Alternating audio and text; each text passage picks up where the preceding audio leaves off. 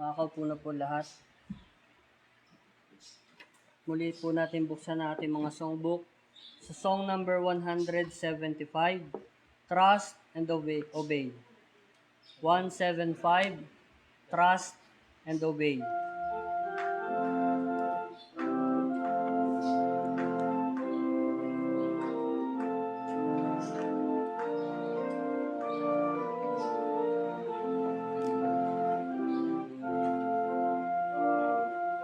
Trust and obey, sing. When we walk with the Lord in the light of His Word, what a glory He sheds on our way. While we do His good will, He abides with us still, and with all who will trust and obey. Trust and obey, for there's no other way to be happy in Jesus, but to trust and obey. Not a shadow can rise, not a cloud in the skies, but His smile quickly drives it away. Not a doubt or a fear, not a sign or a tear can abide while we trust and obey. Trust and obey. For there's no other way to be happy in Jesus, but to trust and obey. Not a burden we bear, not a sorrow we share, but our toil He doth richly repay. Not a grief nor a loss, not a frown or a cross, but is blessed if we trust and obey. Trust and obey, for there's no other way to be happy in Jesus, but to trust and obey. But we never can prove the delights of His love until all on the altar we lay. For the favor we shows and the joy He bestows are for them who will trust and obey. Trust and obey, for there's no other way to be happy in Jesus, but to trust and obey. Last stanza. Then in fellowship sweet, we will sit at His feet, or will walk by His side in the way. What He says we will do, Where He says we will go. Never fear, only trust and obey. Trust and obey, for there's no other way to be happy in Jesus, but to trust and obey. Amen. Pagpalain ng Panginoong Diyos sa mga mensahe ng mga awitin at magbigay ng kalakasan sa ating espiritual na pamumuhay. Sa pag-aaral at pakikinig ng banal na salita ng ating Panginoong Diyos, tawagin po natin ang minamahal na ating kapatid, si Elder Norman Millares.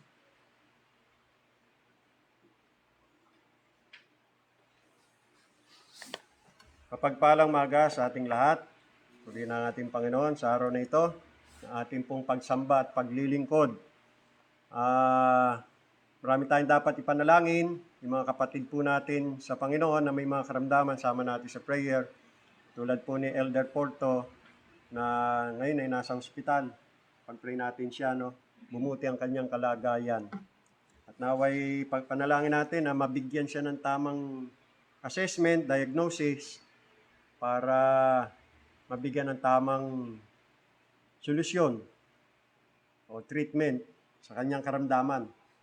At patuloy din natin pag-pray si Sister Olive Pino sa kanyang kalalagayan.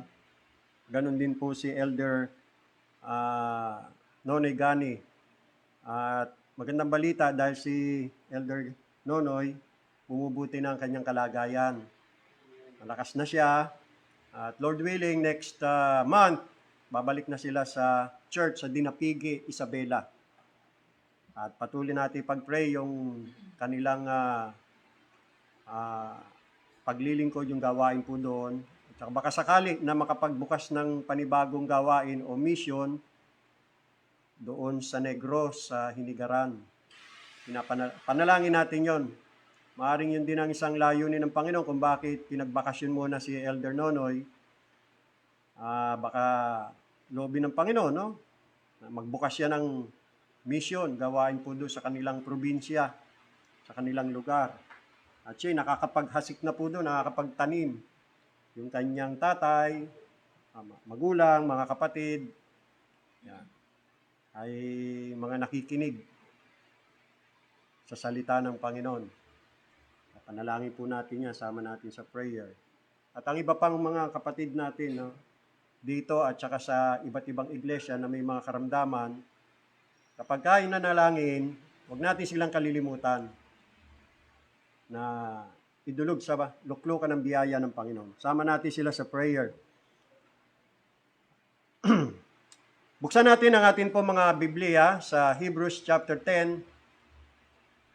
Hebrews chapter 10. At atin pong basahin ang talatang 25. Hebrews chapter 10. Basahin ko po sa King James Version and then sa Tagalog.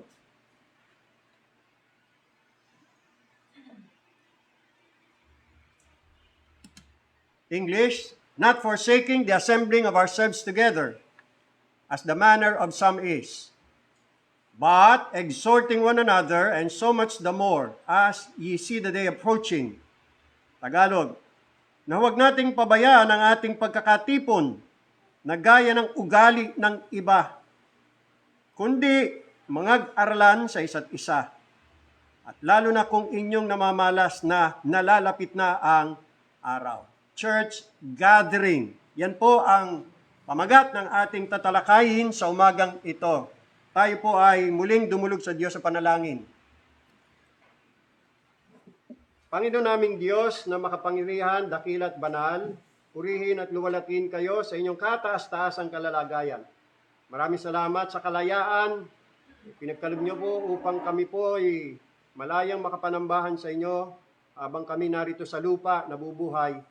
Panalangin namin, O Diyos, na ang pananambang ito'y kalugdan niyong pagpalain at tanggapin. Mahabag kayo sa amin, patawarin niyo kami sa aming mga kasalanan, hugas at linisin niyo kami, Panginoong Diyos, sa lahat ng amin pong mga karumit pagkukulang sa inyo. Itama niyo ang aming mga kamalian, ituwid niyo po ang aming kalikuan. Pakita niyo sa amin ang aming mga kasalanan, pagkukulang at mga pagkakamali. Bagabagin niyo kami at magkaroon kami ng tunay na pagsisisi. Bigyan niyo po kami ng kaunawaan, O Diyos. Maliwanagan kami tungkol sa mahalagang paksang ito. Dalangin namin, O Diyos, gawin niyo kaming matapat, na palaging susunod sa inyong mga utos at gaganap palagi ng iyong kalooban. Panalangin namin ng gabay, pag-iingat, patnubay o kaya'y pagtuturo sa amin ng banal na Espiritu. Ang lahat nito aming dalangin sa banal na pangalan ng aming Panginoong Jesus. Amen. Not forsaking the assembling of ourselves together as the manner of some is, but exhorting one another, and so much the more as ye see the day approaching. May mga mahalagang katotohanan ang maaari nating hanguin sa araling ito na kailangan po nating malaman. Ngayong umaga, ipipresenta ko po sa inyo ang 7 mahalagang katotohanan na dapat nating malaman sa paksang ito. Una, the church is a local assembly of baptized believers. Ito ang diwa ng iglesia, assembly. Kapag sinabing iglesia o church, ang kahulugan niyan ay pagtitipon. Yung English word na church, hango yan sa Greek word na ekklesia. E-K-K-L-E-S-I-A. Ekklesia. Na ang ibig sabihin ay called out assembly. Halimbawa, si chairman nagpatawag ng meeting sa kanyang barangay. Lahat ng mga nasasakupan kailangan dumalo. O kaya yung mga head of the families ay dadalo. Let's say, sabihin natin, sabi ni chairman, dito sa basketball court, sa ganap na 3:00 ng hapon. So may patawag na pa-meeting si chairman. Kaya pagsapit ng 3:00, lahat ng mga head of the families pupunta doon sa basketball court at doon sila magtitipon. Yan ang diwa ng ekklesia. Church. O sa Tagalog, iglesia. Called out assembly. So pag sinabing church, ang kahulugan niyan sa literal na konsepto o diwa ay assembly or congregation. Merong nangyaring pagtitipon. So, in a religious sense, kapag ginamit ang salitang church in a religious sense, it means an assembly or congregation of what? Of people. But what kind of people? An assembly of scripturally baptized believers organized by another scriptural church. So a church congregates. A church assembles. Yung mga tao po nagtitipon. The people gather together. The people assemble or congregate together. Now, itong salitang ito, itong konseptong ito po ay nagtataglay ng 3 elemento.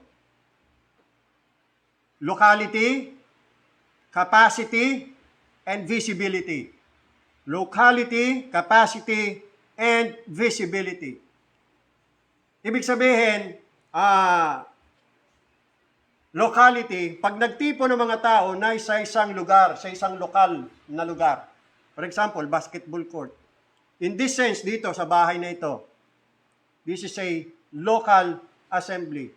Kapag sinabing capacity, we refer to the space or area na inuukupahan ng mga taong nagtitipon. Katulad nito, space, dito, nagtitipon tayo. Pag sinabing visibility, nakikita.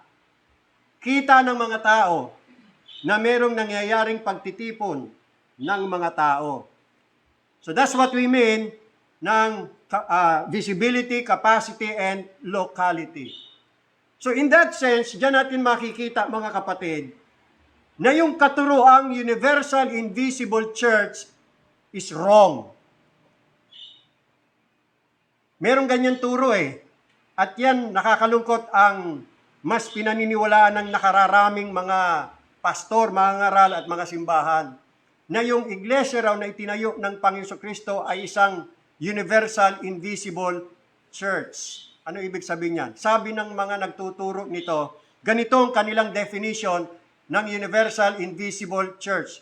A church is the body of Christ which includes all of the redeemed of all ages. The invisible church is the true church which only God can see. Born-again believers, past, present, and future. Mali po yan. Yan po ay unscriptural. This is heresy. Ayon po sa definisyong ito, ang iglesia daw ho ng Panginoon Kristo, katawan daw po ni Kristo, nakabilang ang lahat ng mga tinubos, lahat ng mga mananampalataya kay Kristo.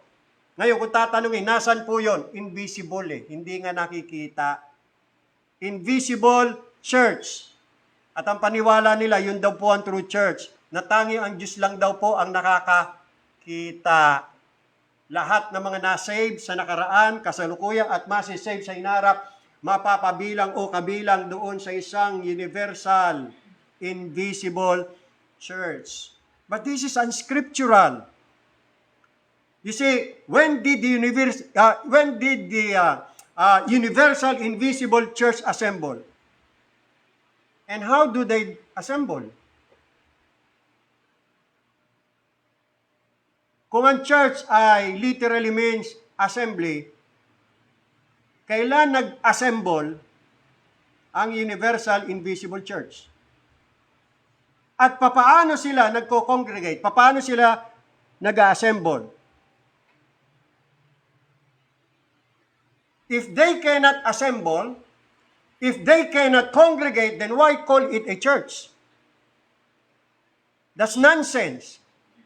Kaya yung universal, invisible church, that is blatant heresy. Sabi nga po ng yumaong si Elder Milburn Cockrell, pastor po ng Berea Baptist Church sa Mantachi, Mississippi, he said, such a doctrine exists only in the mind of a heretic. It is a figment of their imagination. A scriptural church is a literal assembly of immersed believers. There is no such thing as a universal invisible church. Imbento lang ho yan ng tao. Imbento lang yan ng mga heretics. Para mapasama ang mga sarili nila doon sa church na itinayo ng Panginoon, which is a local visible assembly. Now, tingnan natin ang mga example sa Bible. Nung sinabi ni Jesus Christ sa Matthew 16:18, upon this rock I will build my church. It means assembly, congregation, ecclesia. It means it is a literal visible assembly of immersed believers. Hindi ko sinabing baptized believers kasi may baptism na buhos, may baptism na wisik. Ang tamang baptism ay immersion. That is the scriptural baptism. Kaya ang church ay binubuo ng mga mananampalataya na nabautismuhan, lubog, binautismuhan. At sila'y inorganisa at nagtitipon. In Acts chapter 8 verse 1, ito ang isang alimbawa, isang example. Acts chapter 8 verse 1. At si Saulo, yan po yung dating pangalan ni Pablo na apostol ng Panginoon Jesus nung hindi pa siya converted, ay sumang-ayon sa kanyang pagkamatay, meaning kay Esteban. Kasi sa chapter 7, pinatay si Esteban, pinagbabato. At nasaksihan niya ni Saulo. At ng araw na yaoy nangyari ang isang malaking pag-uusig laban sa iglesia na nasa Jerusalem. So doon pala sa Jerusalem, may iglesia. At yung iglesyang yon ang inusig ni Pablo. At silang lahat ay nagsipangalat sa lahat ng mga dako ng Judea at Samaria, maliban na sa mga apostol. Dito makikita natin ang isang halimbawa ng local visible church that occupies space, capacity, and it is visible, nakikita, at nasa isang lokalidad. Namely, Jerusalem, the city of Jerusalem. May church dyan, may nagtitipon dyan na mga mananampalataya at yun ang inusig ni Apostol Pablo. Can you just imagine, kung itong church na ito universal invisible, paano mauusig to ni Pablo? Saan niya hahanapin to? Kung invisible. Di ba? Kaya ito'y local visible. Nakita natin? Napakahirap usigin. Imposible usigin yung universal invisible. Yung church na hindi nakikita, paano mauusig ni Pablo yun? Kaya hindi totoo yun. Heresy ho yan. Another, in 1 Corinthians chapter 1 verse 2. 1 Corinthians chapter 1 verse 2. Nakita natin may iglesia sa Jerusalem. Dito naman may iglesia sa Corinto. Unang Corinto 1:2. Pakinggan nyo. Sa iglesia ng Diyos na nasa Corinto. Nasaan yung iglesia? Nasa Korinto. Kaya kung ikaw at ako nabubuhay ng time na yan at maghahanap ka ng church, ayan, may church sa Korinto. Pwede kang pumunta doon. Pwede kang dumalo doon. Ngayon, wala na yan. Wala. Kung ngayon pupunta ka sa Korinto, doon sa Greece, wala na. Okay? Pero ng time na yon, existing pa ho yan. No? So yan ang diwa at konsepto ng church. It's a local, visible assembly of baptized believers or immersed believers. Next, tingnan po natin sa Romans chapter 16. Romans chapter 16. Dito po sa talatang 1. Umpisa natin. Roma, kapitulo 16, talatang 1. Ipinagtatagubilin ko sa inyo si Phoebe, na ating kapatid na babae na lingkod sa iglesia na nasa Cenchrea. Ayan, may iglesia sa Cenchrea. So, nung time na yon, kung nabubuhay ka, pwede mong puntahan yun makikita mo doon nung time na yan. Cenchrea. Doon kaanib si Phoebe, isang kapatid, babaeng kapatid, no? Kapatid na babae na lingkod sa iglesia na nasa Cenchrea. Yan. Verse 2, upang tanggapin ninyo siya sa Panginoon. So yung kausap dito ni Pablo, church, mga tao, tanggapin ninyo si Phoebe. So nag-exist talaga, no? Umiiral. May mga tao talaga, hindi sila invisible. Mga totoong mananampalataya po ito. Tatanggapin nila si Phoebe at si Phoebe naman, alam niya kung saan siya pupunta. Partikular na lugar, iglesia sa Cenchrea. At naniniwala naman ako na dyan sa Cenchrea, ito lang ang iglesia na meron doon. Tuloy, upang tanggapin ninyo siya sa Panginoon ayon sa nararapat sa mga banal, at tulungan ninyo siya sa anumang bagay na magiging kailangan niya sa inyo, sapagkat siya na may naging katulong ng marami at ng aking sarili naman. Verse 3, batiin ninyo si Prisca at si Aquila na aking mga kamanggagawa kay Kristo Jesus. Verse 4, na ipinain ng kanilang mga leeg dahil sa aking buhay, na sa kanila hindi lamang akong nagpapasalamat, kundi naman ang lahat ng mga iglesia ng mga hintil. Tingnan niyo mga kapatid, kapag ka tinukoy ni Pablo, ang lahat ng mga mananampalataya, lahat ng mga tinubos ni Kristo, ang tawag ni Pablo ay mga iglesia ng mga hintil. Plural. Churches of the Gentiles. There is no such thing as one big, universal, invisible church na kinabibilangan ng lahat ng mga mananampalataya. Walang ganon. Naunawan niyo po? Pagka pinatungkulan ng Biblia ang lahat ng mga mananampalataya sa iba't ibang dako, churches ang ginamit o ginagamit. Plural. See?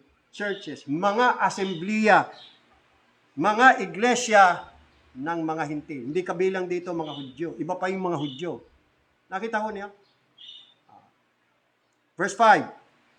At batiin ninyo ang iglesia na nasa kanilang bahay. Ayun. Sino yung kanila? Si Aquila at si Priscilla. Mag-asawa po sila. Sa bahay nila, may iglesia. Ano ibig sabihin? May mga Kristiyanong nagtitipon ho doon. Katulad nito. Dito sa bahay na ito, nasaan ang aking pamilya ay nakatira. Dito, ngayon, ay may iglesia. Ito ay iglesia. So, pwede palang iglesia sa bahay, ano? Pwede pala eh. Hindi kailangan katedral. Hindi kailangan malaki building. Hindi kailangan mukhang church, building. Bahay eh. Okay na eh. Basta mayroong lugar na mapagtitipunan na siyempre, kumbinyente, maayos. Kahit nga sa yungib magtipon. Noong panahon ng mga Kristiyano, sa mga yungib nagtitipon eh. Sa mga kuweba, sa mga kakahuyan, sa forest, sa ilalim ng punong kahoy. Lokalidad. Doon sila nagtitipon, iglesia ho. Basta may nagtipon, iglesia eh. Ang tawag po doon. Di ba? Yan. Last, 1 Corinthians chapter 11. Isa pang talata, 1 Corinthians chapter 11, verse 17. 1 Corinthians chapter 11.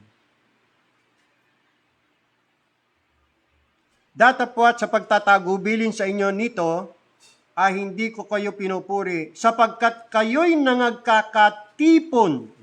Yan ang konsepto ng iglesia, nagkakatipon. As ye gather together. Hindi sa lalong mabuti, kundi sa lalong masama. 18, sapagkat una-unay nababalitaan ko na kung nagkakatipon kayo sa iglesia. There you are. That's the concept of church.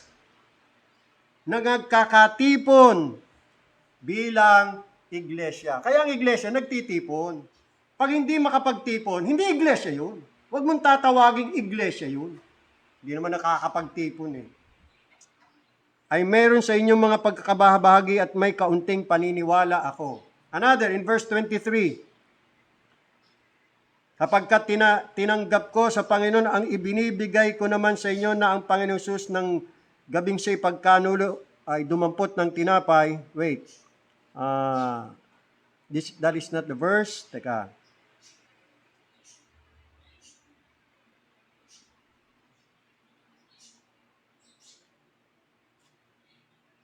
Alright, na-miss ko yung verse na yun. Anyway, forget it. So nakita natin mga kapatid, that the church is a body, an assembly of baptized believers. Second, pangalawa, church gathering is the assembly of ourselves together. Again, ang sabi ng ating teksto, tinawag po itong the assembling of ourselves together. Going back to Hebrews chapter 10, verse 25. Sabi ron, not forsaking the assembling of ourselves together. You see, no gathering, no assembly can be called a gathering or assembly kung walang mga tao.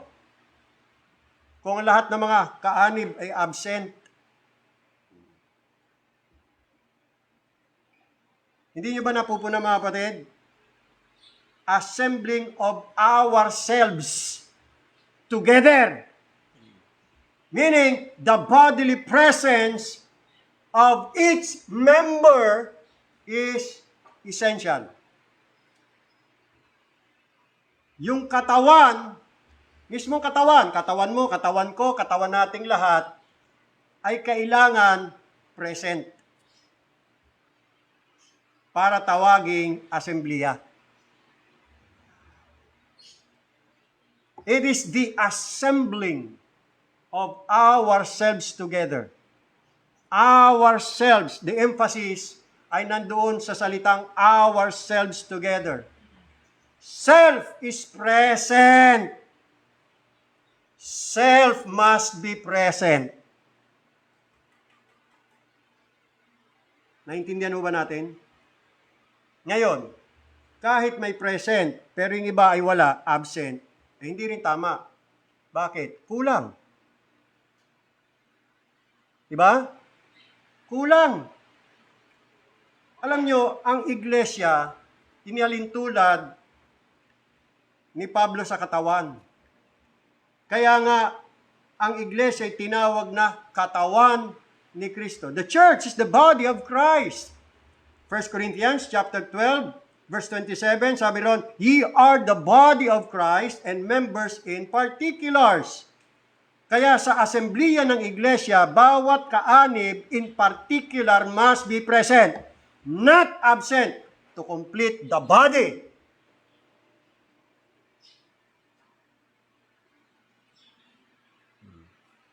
Analyzein natin itong mabuti mga kapatid. Unawain po natin ito. No? Sana ma-realize natin po itong lahat mga kapatid. Imagine, kung nagtitipon ang iglesia ng Panginoon, tapos ang daming absent, hindi kompleto katawan ni Kristo. Kalahati ng katawan ni Kristo, putol. Hindi ba natin nare-realize yan? Ano tawag dyan? It is an assembly of a mutilated body. Tama, mali? Di ba? Kulang-kulang ang parte ng katawan ni Kristo. Kasi ang dami wala. O, katulad nito. Kulang-kulang. Ako'y nalulungkot mga kapatid eh. Hindi naiintindihan eh. Kaya nga na mahalaga, may turo to. Ang kaso yung iba, wala. Hindi nila alam to. Yan ang problema. Kung kaya mga kapatid, ang magstay sa bahay mo at manonood ka lang ng worship service sa live stream ng church, assembly, at hindi ka mismo kasama sa assembly, mali yun. Mali ang ginagawa mo. Hindi tama. Ang church is the body of Christ. At ikaw, part ka ng body ni Kristo, tapos wala ka sa assembly? Naintindihan ba natin yan? Oh, ito, tingnan nyo itong katawang to. Itong katawang to, kumpleto to. Wala pa naman natatanggal sa parte ng aking katawan. Bagamat itong mata kong isa bulag na, pero andyan pa rin yung matang yan. May diferensya nga lang. Kumpleto ang aking katawan. Ganon din ang inyong katawan, kumpleto. Now, sabi ng Biblia, ang iglesia, katawan ni Kristo eh. At may mga sangkap yan. May mga parte yang katawan. Imagine, pagka nagtipon, yung katawan ni Kristo, maraming wala, edi kulang. Hindi kumpleto. Diba? Kumpleto nga ba o hindi? May kulang nga ba? O hindi? Eh di ba assemblea? Ang church assemblea. So dapat pagka-assemblea, kumpleto. Hindi yung kahit wala assemblea, kahit nasa bahay, church pa rin. Ba hindi? Assemblea nga eh. Nagkakaroon ng church pagka may assemblea. Tama? Oh. Eh tuwing linggo na lang eh, hindi kumpleto katawan ng Panginoong Hesus eh. Kasi lagi na lang may absent. Okay lang sana kung may sakit. Understandable yon. Oh. Yan ang tinatawag nating providentially hindered. Kasi siyempre, may karamdaman, hindi malakas ang katawan, kaya hindi kayang dali ng katawan. Pero kung wala naman sakit, di ba? Hindi exempted yon, hindi excuse yun. Or maring mayroong pangyayari talagang hindi maiwasan. Providence talaga ng Panginoon. Katulad si Pastor Orly. Providence yun eh. Hindi na may inaasahan na mangyayari sa kanya, sumama ang kanyang pakiramdam, kaya sinugod sa ospital. Yan. Pero other than that, wala namang valid reason.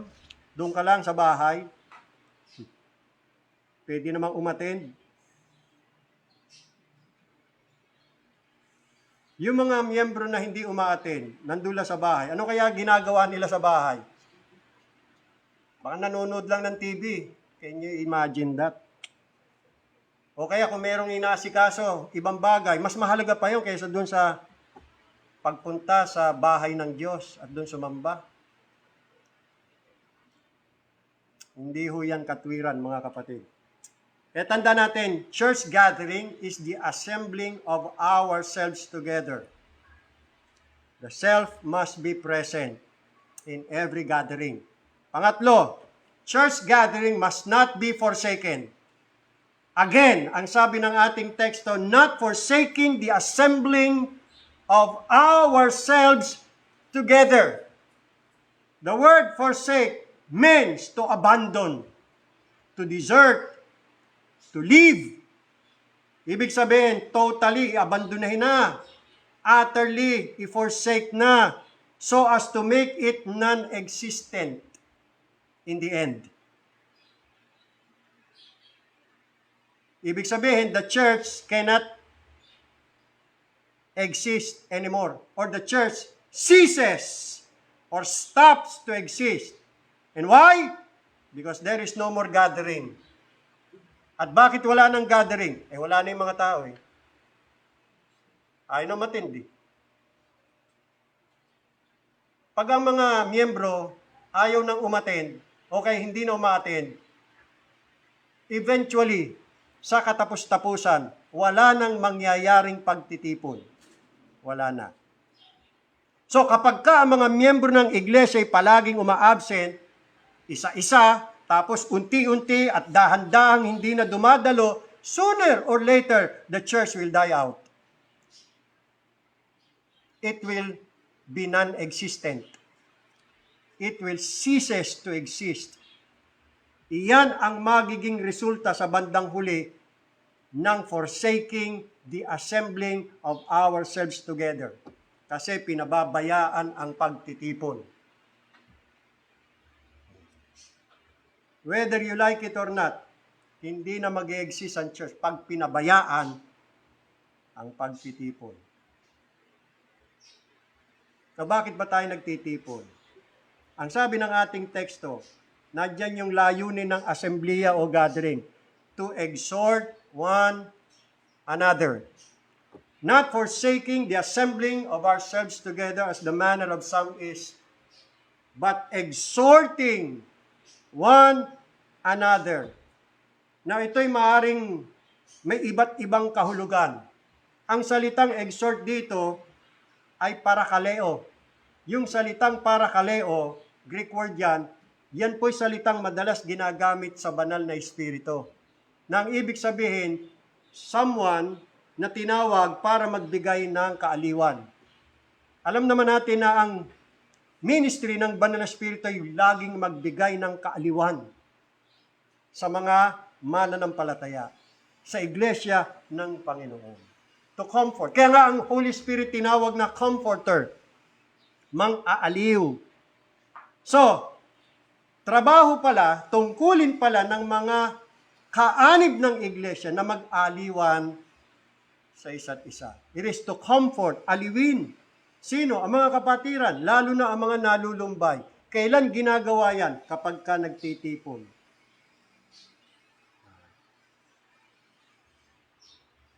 Ibig ding sabihin nito ay palakasin ang loob. Magpalakasan ng loob sa isa't isa. Palakasin ang loob ng mga nanlulupaypay. Mga kapatid nating nadi-discouraged. Palakasin ang loob. Ang sabi rito sa talatang 24, basahin natin talatang 24, huwag hanapin ni naman, Hebrews pala. Hebrews, Korinto itong binabasa ko. 24, at kayo'y mga tinginan upang tayo'y mga udyok sa pag-ibigan at mabubuting gawa. Yun. Udyukan na mag-ibigan, udyukan ang mga kapatiran na gumawa ng mabuti, udyukan ang mga kapatiran na magpatuloy. Huwag hihinto, huwag give up. Yan. Encouraging one another. Ano pa ang ibig sabihin yan? Magpaalalahanan. No? Paalalahanan ng bawat isa na magpanalanginan tayo. Yan. Tulad niya, pinapanalangin natin, mga kapatid nating mayroong karamdaman. See? Magpanalanginan tayo, paalalahanan ang mga kapatiran na laging dumalo. At huwag absent, na huwag pababayaan ang mga pagtitipon, nagampanan at huwag pababayaan ang mga tungkuling Kristiyano, paalalahanan na magpatuloy at manatili kay Kristo Jesus, tungkulin niya ng bawat isa.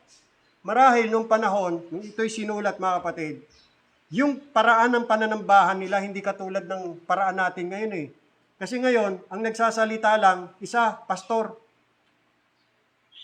Maaring noon ng mga miyembro, siyempre, pwera ang mga babae kasi hindi sila pinahintulot magsalita. Yung mga kalalakihan, baka nagsasalita eh. Binibigyan sila ng pagkakataon na mag-exhort one another. Hindi sinosolo ng pastor. Di ba? Eh ngayon sa pananambahan, pastor lang nagsasalita. Kaya iniisip, paano mag-exhort one another? Paano kayo sinasagawa? Sa konteksto ng ating kasalukuyang pagsamba. Kadalasan, pastor lang nakakapag-exhort eh. Pwede sa awitin. Pag umaawit tayo, kanina kinanta natin yung Trust and Obey, ang ganda. Habang kinakanta yun ni Brother Jundel, kinakanta ko, kinakanta ni Brother Kevin, ang ilan, nagpapaalalahanan tayo, nag-aaralan tayo, nag-uudyukan tayo sa isa't isa na tayo ay magtiwala at sumunod sa Panginoon. Pero hindi lang dapat sa awitin. Kaya yun ang purpose ng pagtitipon, na mag-exhort tayo one another. Mag-aralan sa isa't isa, yan din ang isa sa mga kahulugan para lumago sa pagkakilala kay Jesus. Lumago sa kanyang biyaya at kaalaman, sa kanyang mga aral, sa kanyang mga doktrina, lalo na sa kanyang doctrines of grace. Ang isang mabuting pastor, gusto niya lahat ng mga miyembro alam at lumalago sa mga aral ni Kristo Jesus. Ano kaya ang nararamdaman ng isang nanay na ang kanyang mister at mga anak ay umalis, pero alam niya na bago maghapunan, uuwi silang lahat? Kaya ang ginawa ng butihing ina, nagluto ng isang napakasarap na putahe o pagkain para pagsaluhan nila pagdating ng hapunan. Excited siya, gusto niyang pakainin ang kanyang pamilya. Pinagbuti niya, pinasarap niya ang kanyang pagluluto. Pero nung dumating ang kanyang mister, dumating ang kanyang mga anak, nakakain na raw sila. At pagod na, gusto nang tulog. Ano kayang nararamdaman ng nanay? Diba masama loob? Ano rin kayang nararamdaman ng isang pastor na pinaghirapan niya ang mensahe mula Lunes hanggang Sabado sapagkat gusto niya pakainin ang kawan ng Panginoon ng isang masustansya at masarap na aral, tapos hindi dadaluhan ng mga miyembro?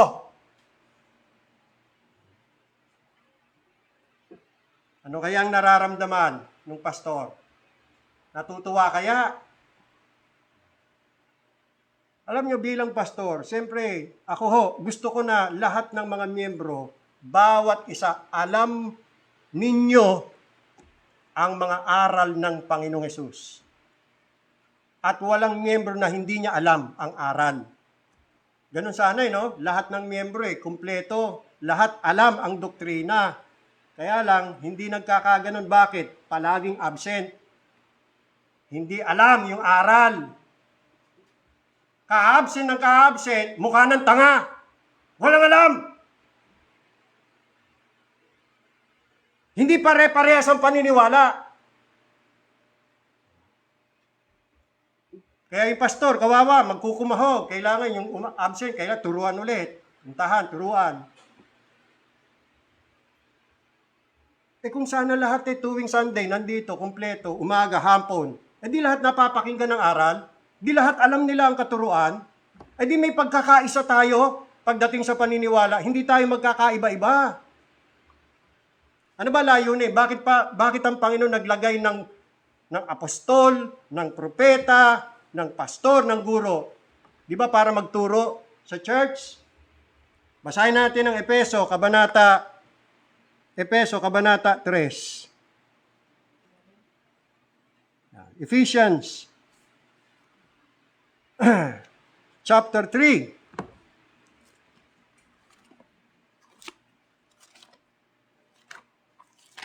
Ephesians chapter 3.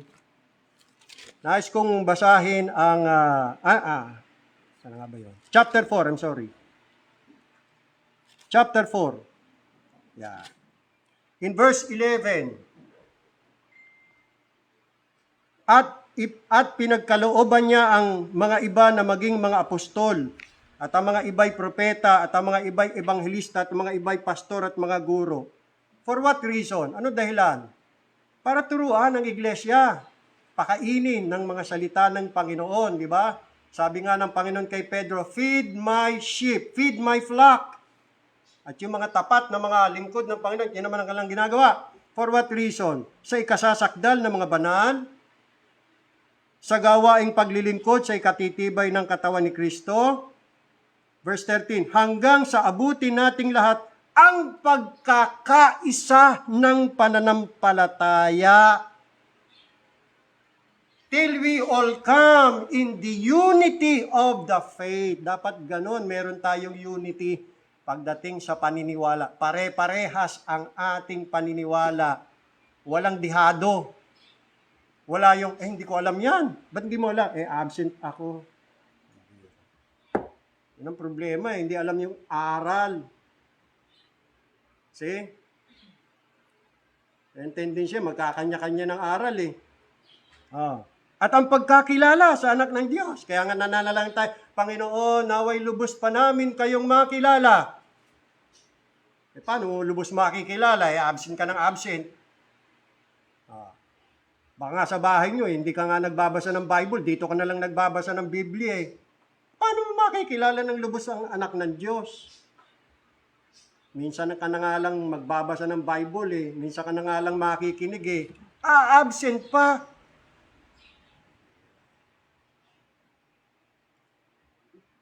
Hindi natin aabutin niya hanggang sa lubos na paglaki ng tao, maturity, hanggang sa sukat ng pangangatawan ng kapuspusan ni Kristo. Wala, ang katawan ni Kristo, payatot. Nakakahiya. Diba? Hindi aabutin yan eh. Hanggang sa sukat ng pangangatawan ng kapuspusan ni Kristo. Mahalaga yan mga kapatid eh. Huwag nating pababayaan ang pagtitipon. Kaya paano mangyayari ito kung palagi absent? Paano magkakaroon ng bawat isa ng iisa at pare-parehong kaalaman at paniniwala kung walang interes sa pag-aaral ng salita ng Diyos?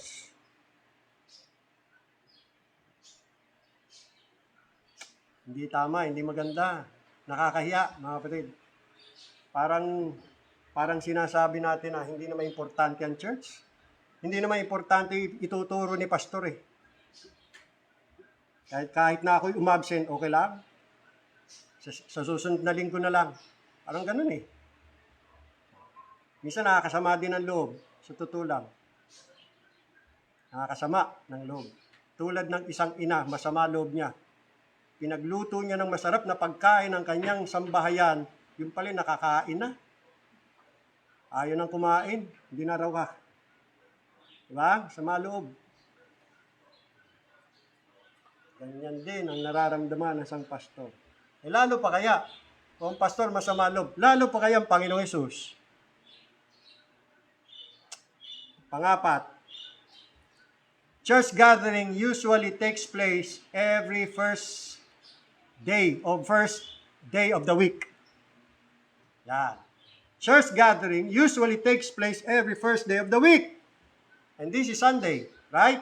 The first day of the week is Sunday. Now, why Sunday? Una, sapagkat ito ang araw na nabuhay na maguli ang Panginoong Hesus. Basahin natin Matthew chapter 28, verse 1. Matthew chapter 28, verse 1.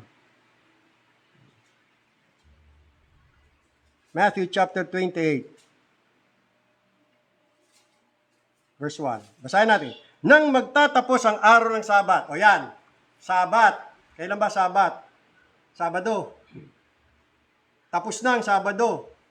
Tapos na ang Sabat. Nang nagbubukang liwayway. Now, ang Sabat, ikapitong araw yan sa mga Hudyo.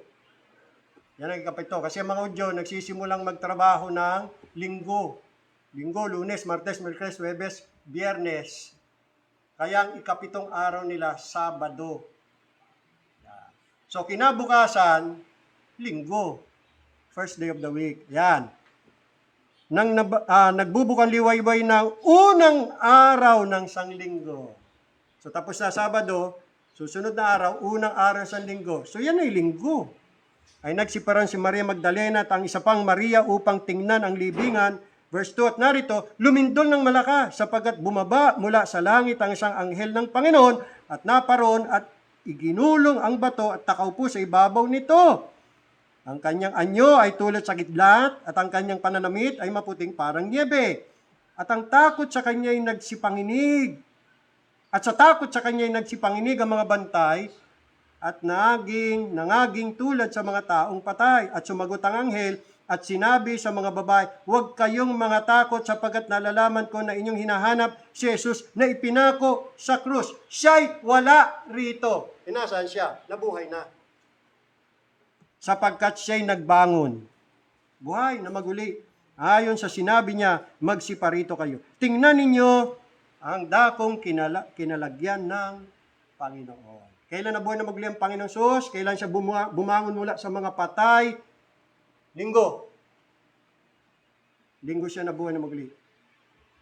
Ganon din, may record si John. John chapter 20. In John chapter 20, verse 1. Ito naman, ayon sa pagkasaksi ni Apostol, ni Apostol 1.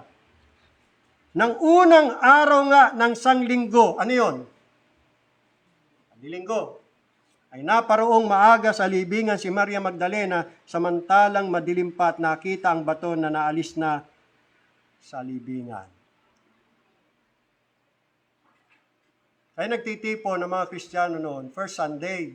Siyan yung araw na nabuhay na magli si Jesus Christ. Pangalawa, sapagkat ito ang araw na nakagawian na ng mga alagad ng Panginoon Jesus na magtipon. Tingnan nyo Chapter 22, verse 19. Sunday to. Pagdating sa verse 19, nang kinahapunan nga ng araw na yaon. Anong araw yan? Linggo. Pero hapon.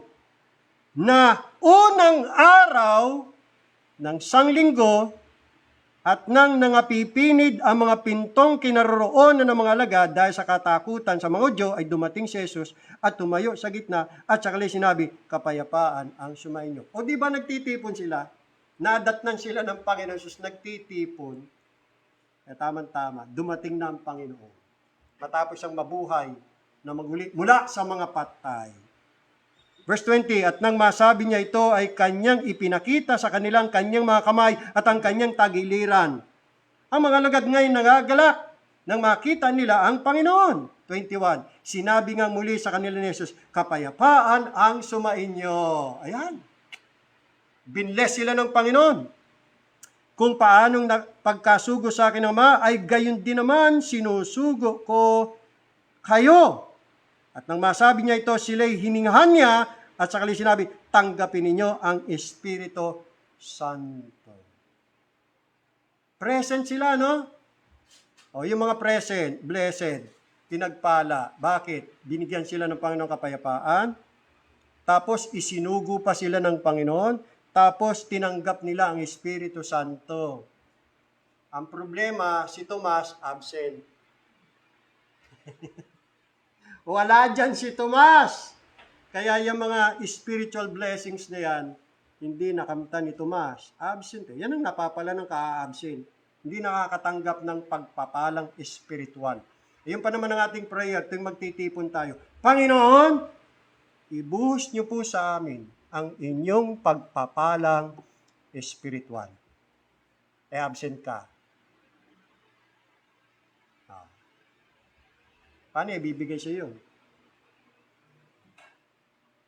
Kaya pagdating ng isang linggo mo, puro problema. May sakit. Walang pagpapalang spiritual. Hindi alam kung anong gagawin. Ay message pa naman ng Sunday, ang ganda, tungkol sa trial, suffering, afflictions. Hindi niya alam na itong linggo ito, sasagupain niya iba't ibang uri ng mga kahirapan, problema. Hindi niya alam ngayon ang gagawin niya. Kasi absent. Problemado. Kita niyo. Ganon ang nangyayari pag hindi nag-trust and obey.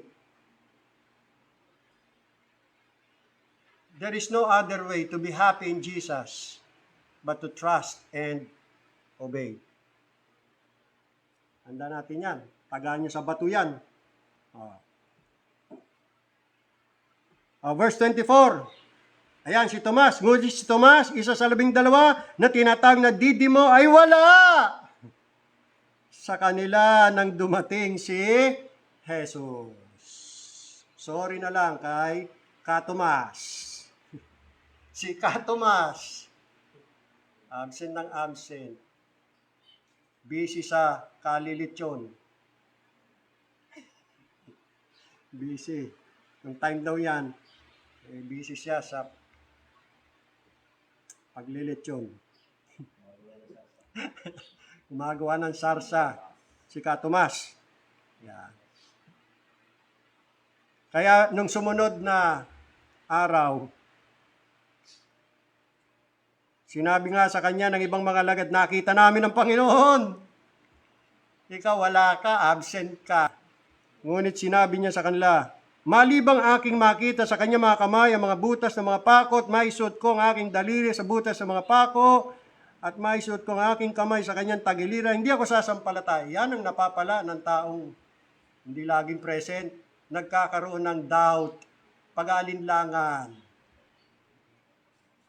Verse 26, at pagkaraan ng 8 araw, o anong araw ulit yan? Linggo yan.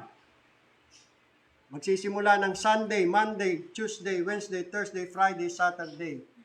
Sunday! 8 days. Sunday ulit yan. Ay muling nasa loob ng bahay ang kanyang mga alagad at kasama nila si Tomas. Present na, Tomas. Dumating si Jesus, nang nakapipinid ang mga pinto, tumayo sa gitna at sinabi, kapayapaan ang sumainyo. Di ba? First day of the week. Ganon din in Acts chapter 20 verse 7.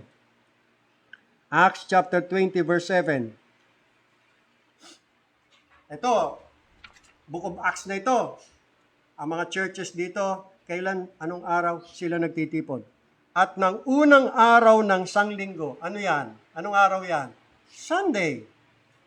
Nang kami nangagkakapisan upang pagputol-putulin ang tinapay, si Pablo ay nangaral sa kanila na nag-aakalang umalis sa kinabukasan at tumagal ang kanyang pananalita hanggang sa hating gabi.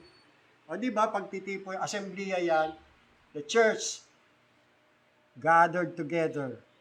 First day of the week. Another verse, 1 Corinthians chapter 16. 1 Corinthians chapter 16, look at in verse 2. Sabi ni Pablo, tuwing unang araw ng sanglinggo, Sunday, ang bawat isa sa inyo ay magbukod na magsimpan ayon sa kanyang iginiginhawa upang wag nang gumawa ng mga ambagan sa pagparian ko. So si Pablo po ay mangungulekta ng mga ambagan, offering, para itulong sa mga kapatiran sa iglesia sa Jerusalem na dumanas ho ng taggutom. Kailangang magtulungan ang mga churches para tulungan ang mga kapatirang mahihirap doon sa iglesia sa Jerusalem. Ang koleksyon, Sunday. Yan ang nakita natin. Church gathering usually takes place every first day of the week. Panglimang katotohanan. Church gathering is always headed by our high priest, the Lord Jesus Christ. Alam niyo ba yon? Alam niyo ba na during worship service, meron tayong high priest, punong saserdote, na naglilid sa atin sa ating pagsamba? At yan ay hindi si Brother Jundel. At yan ay hindi si Brother Kervin. Bagamat silang naglilid ng song leading. Song leading, congregation. Ang naglilid sa atin sa pananambahan, hindi rin ako. Hindi ang pastor, si Jesus Christ. Siya ang ating high priest. Balik tayo sa Hebrews chapter 10. Tingnan nyo ha. Ang teksto natin ay ang verse 25. Diba? Huwag pababayan ang pagtitipon.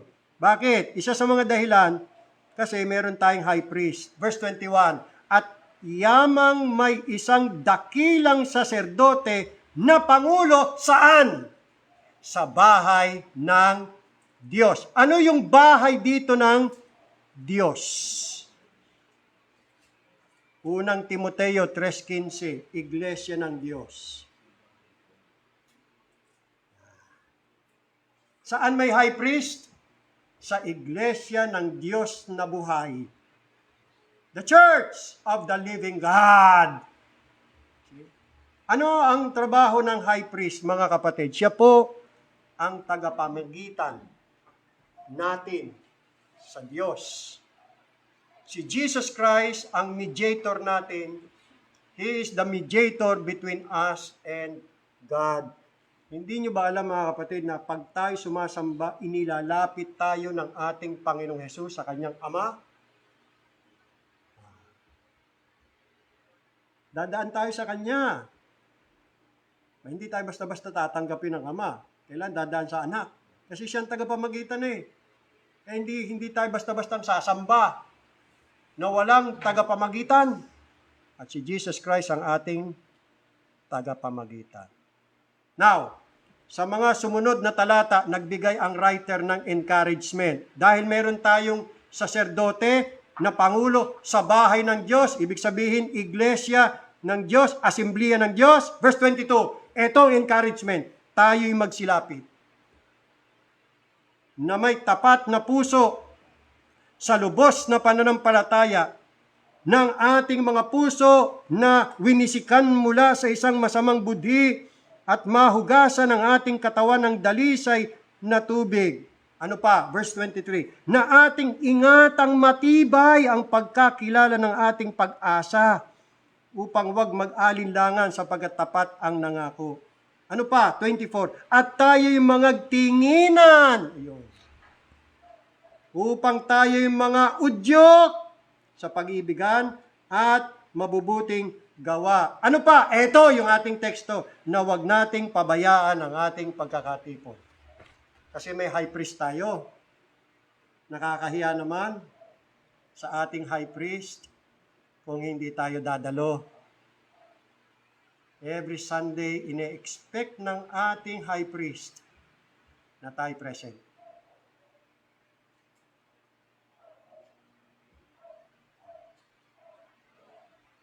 Kung kasi hindi natin nakikita ang Panginoon eh. Kala natin wala Panginoon. Diyan ka nagkakamali. Ang ganitong paraan ng pagsamba, mga kapatid, pattern po ito sa Old Testament time. Sa Old Testament, meron silang temple. May temple sila. Doon nila, ang mga Hudyo, doon nila sinasagawa ang pagsamba. Meron silang priests. Ang mga priest ang nagtatrabaho sa loob ng tabernakulo o templo. Sila yung mga naghahandog ng mga hayop na susunugin at ng mga offering tulad ng first fruit offering. Tulad ng wave offering at iba pang mga handog o hain. Tapos, meron silang high priest. Ang kauna-unang naging high priest nila, si Aaron, na kapatid ni Moises. Ang high priest, siya lamang po ang may kapangyarihan na makapasok sa kaloob-loobang bahagi ng tabernakulo. Na kung tawagin ay the Holy of Holiest. Pinakaloob yun. Walang pwedeng pumasok doon kundi ang punong saserdote. At doon sa pinakaloob noon, nandun po yung tinatawag na mercy seat of God, yung arko, yung kaban ng tipan na naroon yung dalawang anghel. At doon sa gitna na yon, bumababa ang kaluwalhatian ng Diyos. Bilang pahayag na ang Diyos ay kasama nila, ang Diyos ay present. Binababaan yun ang kaluwalhatian ng Diyos sa pamamagitan ng ulap. Bumababa ang kaluwalhatian ng Diyos doon. Pattern po yan sa ating panahon ngayon. No? Makikita po natin, mga kapatid, wala ng templo, pero may church. The people, the assembly. No? Wala na yung Levi or Old Testament priest. Meron ngayon New Testament priests. At ang high priest natin si Jesus Christ. Now, sa ilalim ng Old Testament dispensation o Jewish dispensation, ay itinuturing na isang pribilehiyo ng bayan ng Diyos na sila po ay magkaroon ng access o daan sa luklukan ng awa o yung tinatawag na mercy seat sa pamamagitan ng dakilang saserdote. Kaya totoo rin na mas mataas na kahulugan, sa mas mataas na kahulugan, mayroon na tayong daan o access sa Diyos sa pamamagitan ng ating mas dakila at mas maluwalhating saserdote na walang iba kundi ang ating Panginoong Hesukristo. At ganyan din ang sinasabi sa Hebrews chapter 4. Tingnan natin. Hebrews chapter 4, verse number 14. Yamangang tayo'y mayroong sanglubhang dakilang saserdote na pumasok sa kalangitan. Ayun, langit na ang pinapasok. Sa lupa, tabernakulo o templo. Ngayon, langit ang pinasok. Yung talagang templo ng Diyos. Si Jesus Christ pumapasok doon. Ay ingatan nating matibay ang ating pagkakilala sapagkat tayo'y walang isang dakilang saserdote na hindi maaring mahabag sa ating kahinaan, kundi isa na tinukso sa lahat ng mga paraan, gaya rin naman natin, gayon may walang kasalanan. Kaya tayo po, pag may problema, lapit lang tayo kay Jesus Christ. Naiintindihan niya tayo, naunawaan niya tayo. Verse 16, kaya ito, paanyaya, dahil mayroon tayong dakilang saserdote na mahabagin at nahabag sa ating kahinaan, magsilapit nga tayong may pagkakatiwala sa luklukan ng biyaya, upang tayo magsipagtamo ng awa at mga kasumpong ng biyaya upang tumulong sa atin sa panahon ng pangangailangan. Okay? Ito yung pagkakataon mga kapatid na tayo dudulog sa Diyos, hihingi ng tulong sa pamamagitan ng ating tagapamagitan na si Jesucristo. Tutulungan niya tayo. Tapos absent ka. Pagdating mo sa bahay, o nung nasa bahay ka, ngangawa-ngawa ka sa problema mo. Paano ka pakikinggan ngayon ng Panginoon? Paano ka tutulungan? Hindi ka sumusunod. Basta ka lang tatawag.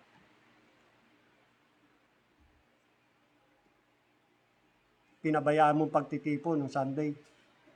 Hindi naintindihan eh. Yan.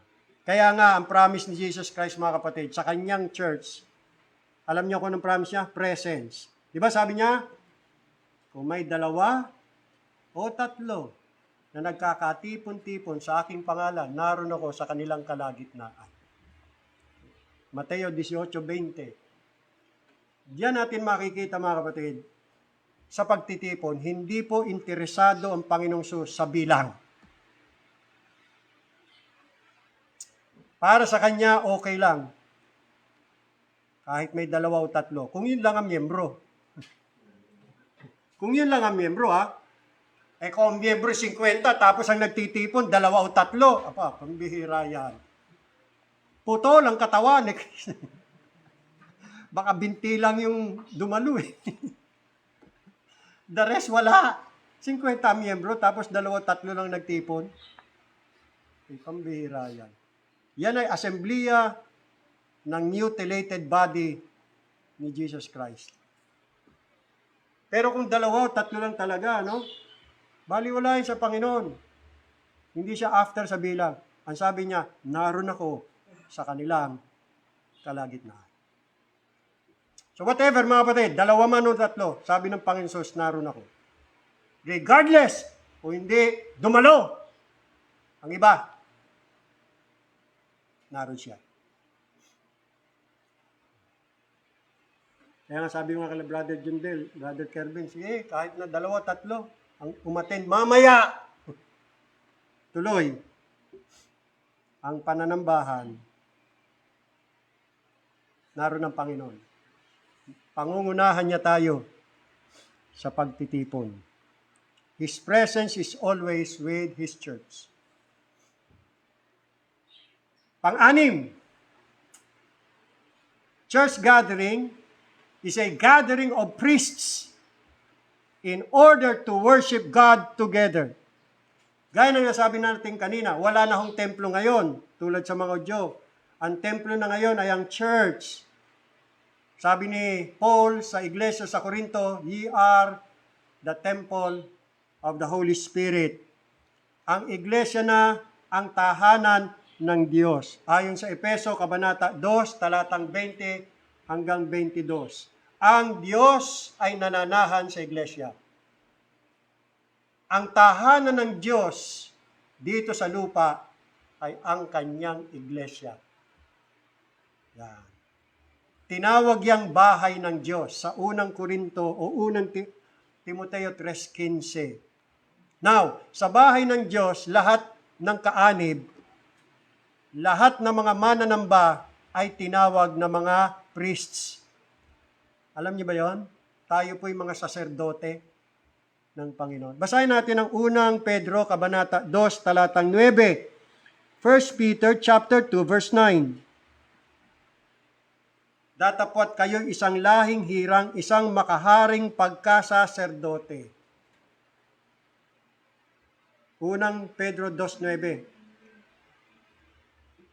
Bansang banal, bayang pag-aaring sarili ng Diyos, upang inyong ipahayag ang mga karangalan niya ang tumawag sa inyo mula sa kadiliman hanggang sa kanyang kagilagilalas na kaliwanagan. See, tayo po yung mga saserdote. Para din pala tayong nung panahon sa Old Testament, mga priests.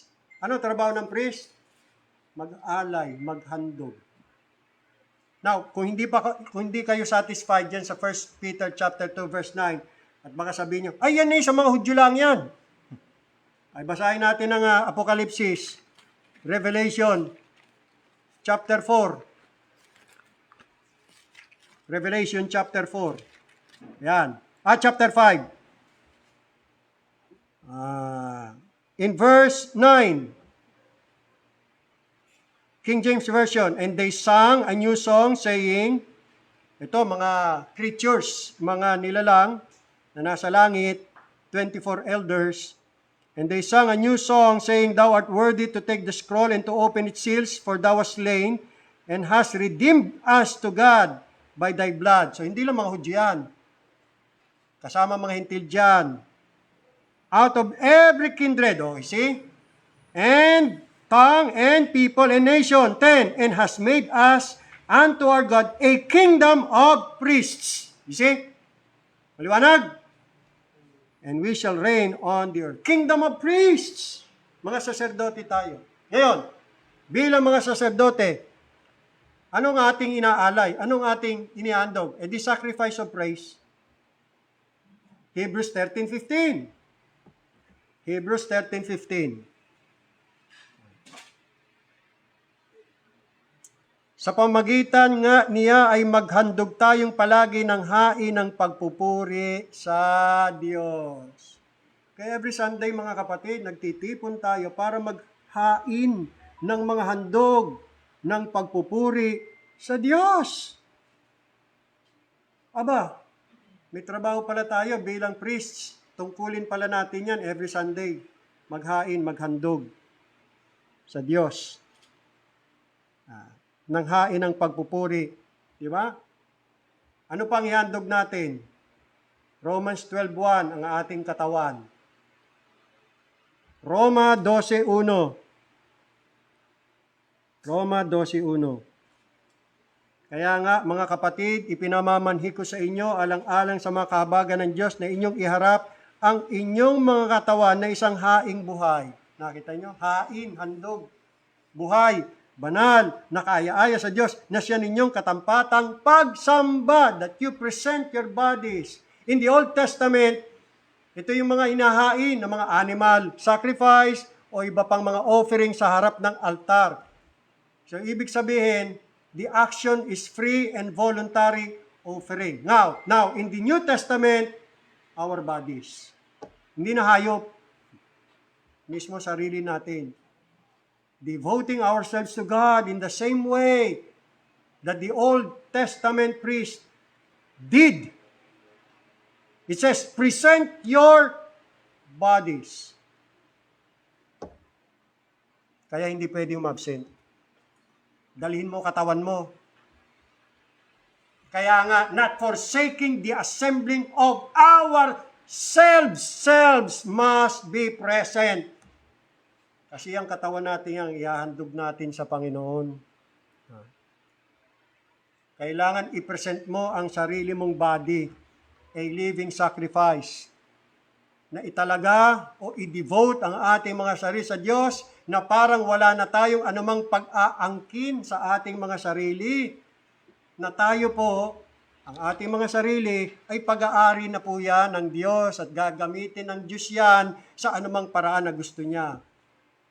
Tayo nagtitipon para dali natin ang lahat na maaari niyang italaga at upang itaguyod ang kanyang karangalan sa anumang paraan na maaari niyang ipag-utos sa atin. Kaya kailangan present. Kasi tatanggap tayo ng utos Para pag uwi sa bahay, at saan man tayo pumunta, gagawin natin yun. See? Tanda natin, may high priest tayo mga kapatid. At tayo mga saserdote.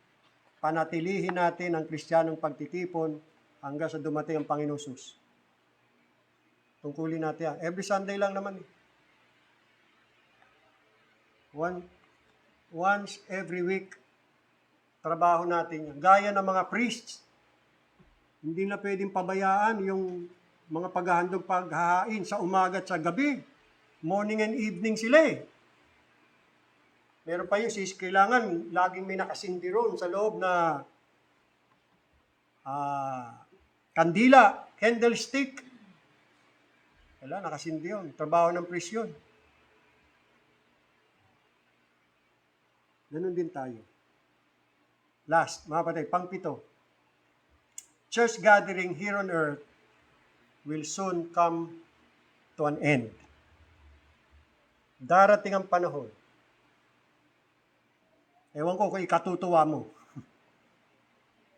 Nang pagtitipon dito sa lupa ay matatapos. It will soon come to an end. Kailan yon? Sa oras na dumating si Jesus Christ sa rapture, kukunin na niya ang kanyang iglesia ayon sa kanyang ipinangako sa kanyang iglesia na sabi niya, I will come again. John 14, 1-3, nangako si Jesus Christ sa kanyang iglesia na babalikan niya ang kanyang iglesia, kukunin niya upang kung saan siya naroon ay doroon din yung kanyang church. Na yung church na yon ay ang kanyang bride na minahal ni Kristo at ibinigay niya ang kanyang sarili para sa kanya. He gave himself for his church.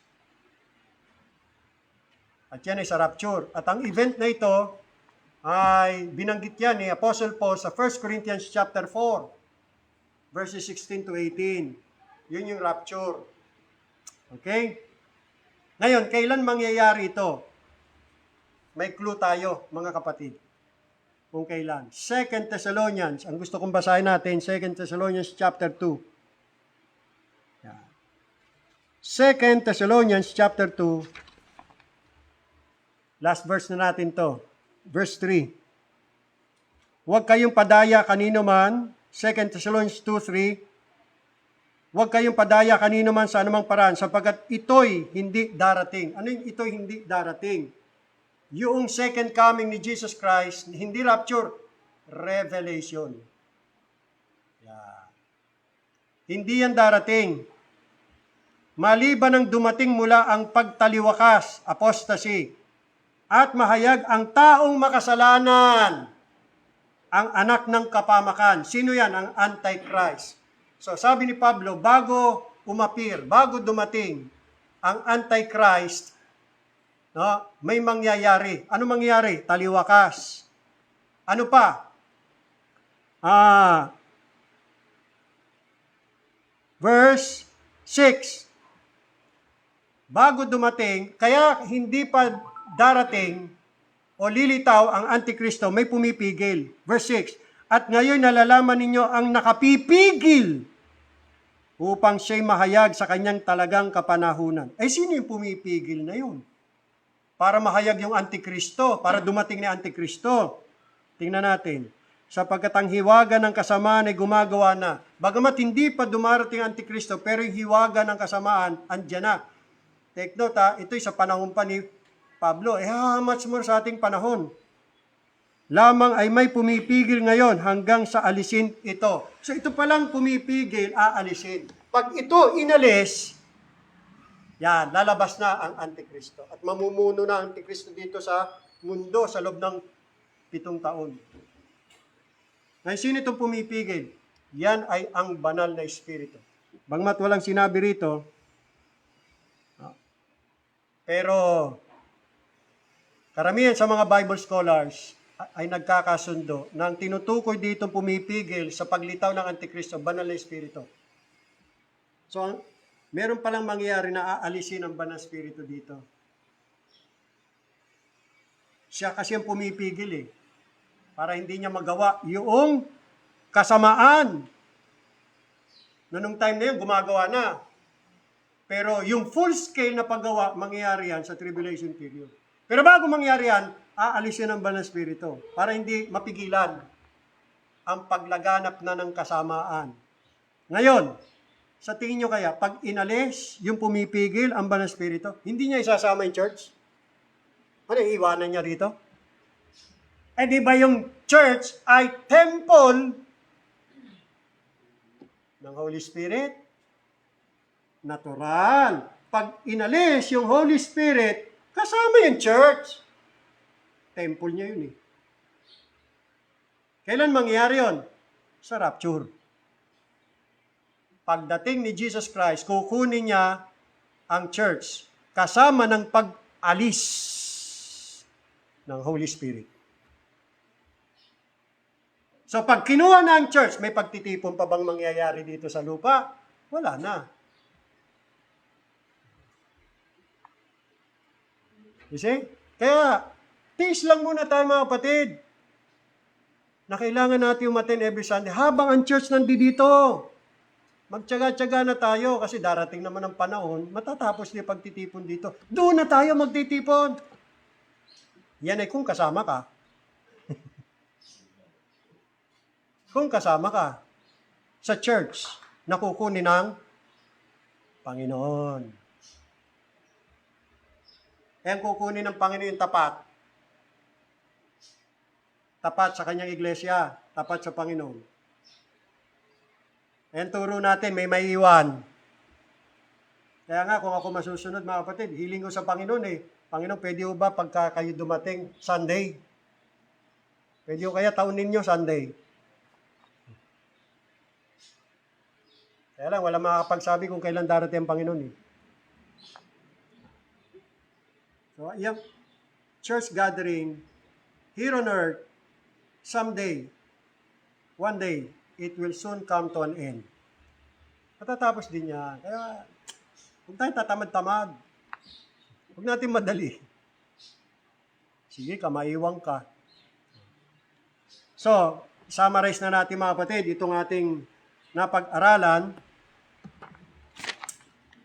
Ang church gathering, upon the first day of the week, mga kapatid, yan po ay matagal ng practice yan. It has been an old practice, a tradition, an ancient custom by the churches of Jesus Christ. Tuloy lang natin. Pagpatuloy natin yan, nakakaya naman sa mga nauna sa atin. Samantalang sila, kahit pagpapatay na, hindi nila pinabayaan ang pagtitipon.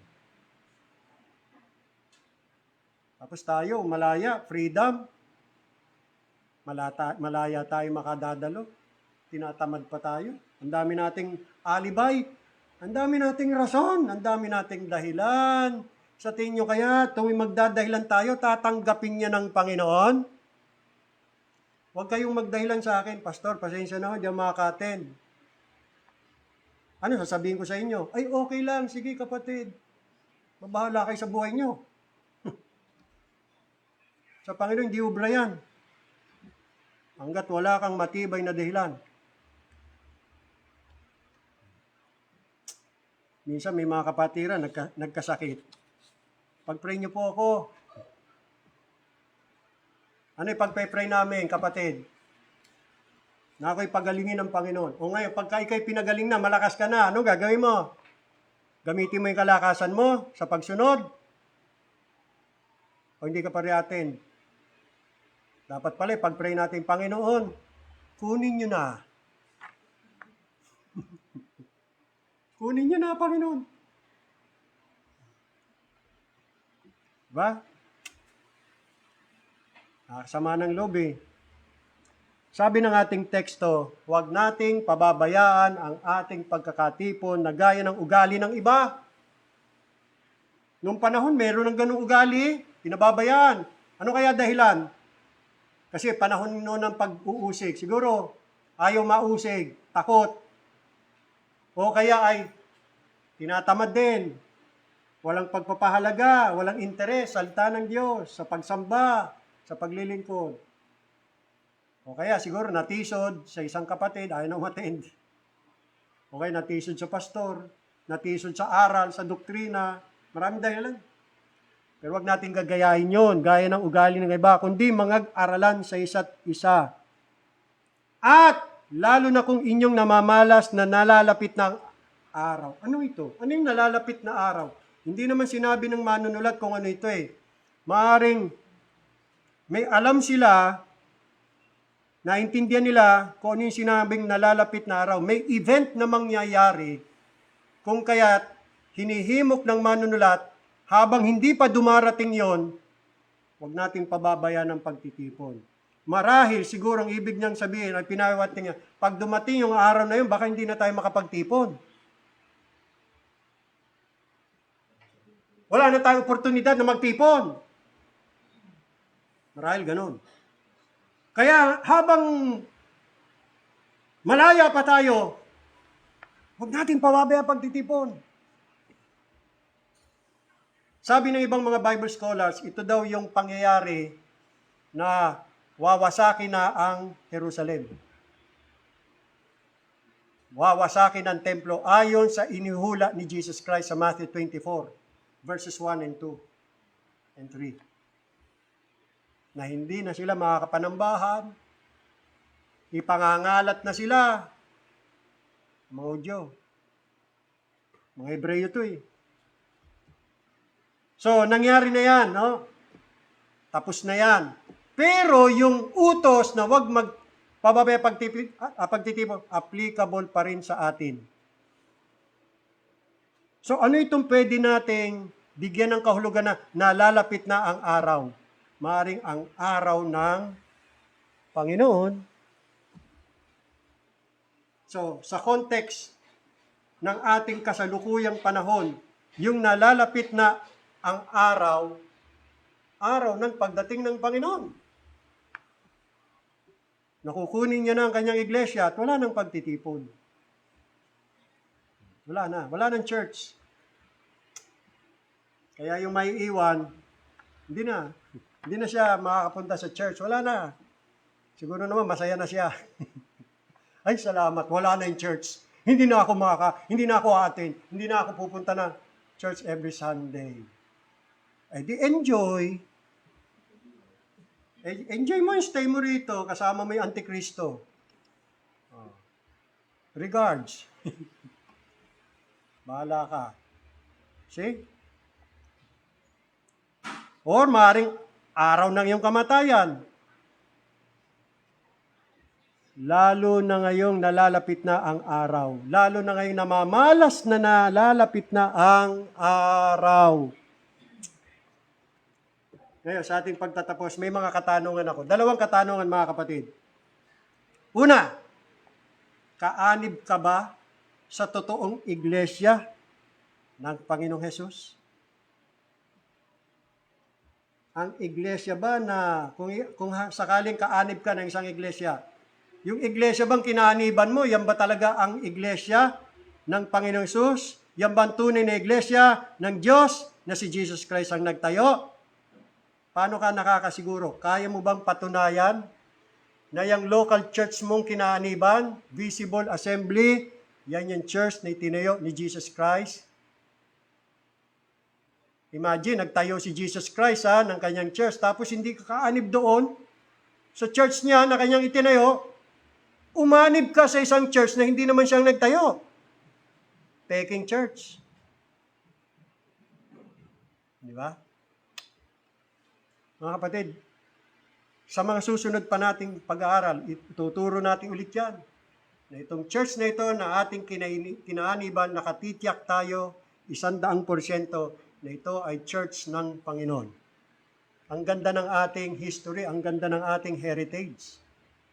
We can trace our history back to the time of the apostles. The church in Jerusalem.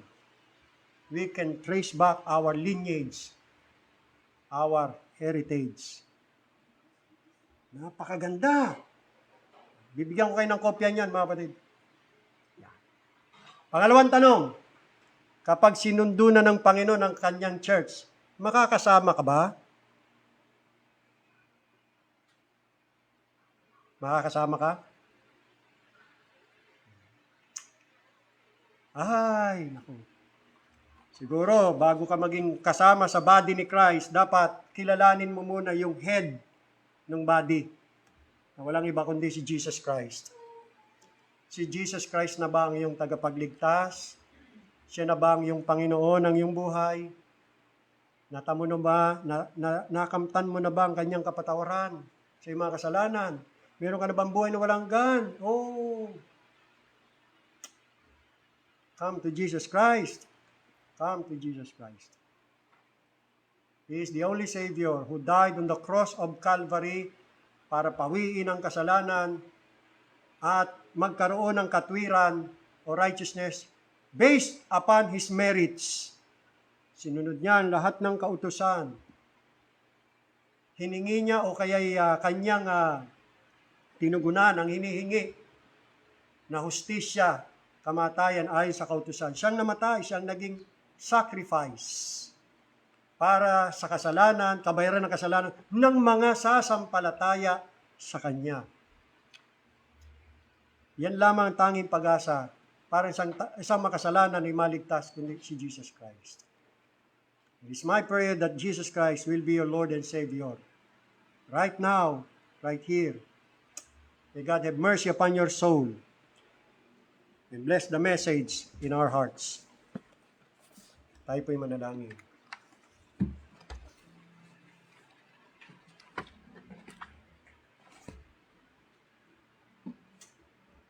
Dakilang Diyos na banal, salamat po sa mensahe na ipinahayag sa amin. Salamat sa mga katotohanan ito. Napakaganda ng aral ninyo, Panginoon, naway naging hamon sa amin to. At pagpapala, napakalaking privilege, Panginoong Diyos, na binigay sa amin na every Sunday, every Lord's Day, ay kami makapanambahan sa inyo. Magampanan namin ang aming mga priestly duties kasama ng aming Panginoong Hesus. Panginoong Hesus, salamat po. Pinakilala niyo sa amin na kayo po ang aming punong saserdote, high priest. Kami may access sa throne of grace ng Father dahil sa inyo. Malaya kaming makalalapit sa Kanya dahil sa inyo. Salamat po. Tanggapin nawa ninyo, O aming Diyos, ang aming pananambahan, ang aming paglilingkod sa inyo, naway nagdulot ito ng kaligayahan sa inyo. Panalangin namin ba namin mga kapatiran, na wala dito, Panginoong Diyos, nalulungkot kami, na hindi nila ginagampanan ang kanilang priestly duties. Sana po, magabagin niyo sila. Tulungan niyo sila na maging faithful. At palagi kaming magkakasama, magkakaisa kami sa paglilingkod, sa pagsamba, sa pagsunod, sa pagtupad ng iyong layunin at kalooban. Dalangin namin, Panginoong Diyos, na meron pang mga kaluluwang maliligtas, lalo na mga mahal namin sa buhay, at mga paragdag sa iglesyang ito, na maging kabalikat namin, katulong sa gawain, upang kaharian ng Panginoon Kristo, pagtulungan namin na isulong sa biyaya po ninyo, Panginoon. Patuloy nyo kaming gawing faithful, magpapakatapat kami, magtitiis hanggang wakas, na tumutupad ng iyong kalooban, ng iyong layunin. Patawarin niyo kami sa mga pagkukulang namin at mga kasalanan. Ingatan niyo po kami lagi, ingatan niyo ang aming pamilya, tulungan niyo kami. Panalangin namin ang mga may karamdaman, Panginoong Diyos, Sister Olive Epino, patuloy sa sustain, bigyan pa ng kalakasan ng katawan. Umaasa kami, O Diyos, awat biyaya nyo, siya muli niyong ibabangon at gawing kagamit-gamit at kapaki-pakinabang. Ganon din po, Sister Olive Bugay. Ganon din po si Elder Orly na nasa ospital ngayon, pinapanalangin namin siya. Mabag kayo sa kanya, palakasin nawan yung katawan niya, makapagpatuloy pa rin siya sa paglilingkod sa inyo, at i-provide niyo po ang kanilang mga pangangailangan. Ganon din po si Elder Nonoy Gani, si Pastor Ronnie, iba pa namin mga kapatid sa iba't ibang mga iglesia na hindi na po namin mababanggit, Panginoong Diyos, pero sa aming mga personal prayers, palagi namin sila pinapanalangin. Tulungan nawa niyo sila, O Diyos. Mahabag kayo sa kanila. Pati na mga pamilya namin, ang mga may karamdaman, dinudulog namin sa inyo. Maraming salamat, aming Diyos, at aming pag-iingat lagi sumaamin.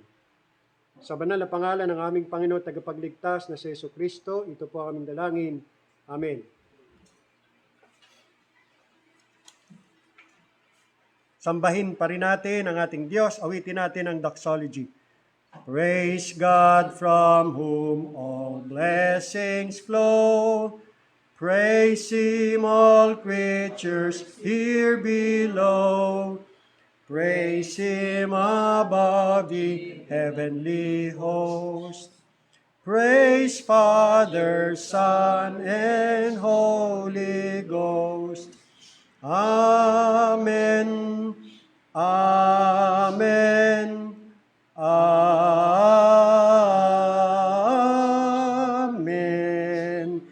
Magandang tanghali, umaga sa ating lahat, mga kapatid. Tapos na ating banal na pagtitipon. Meron pa mamaya.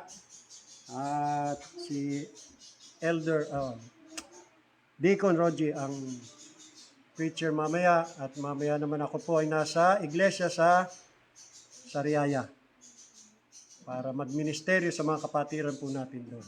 Lalo na ngayon, si Elder Porto ay may sakit. Kaya panalangin po natin sila. Salamat. God bless us all.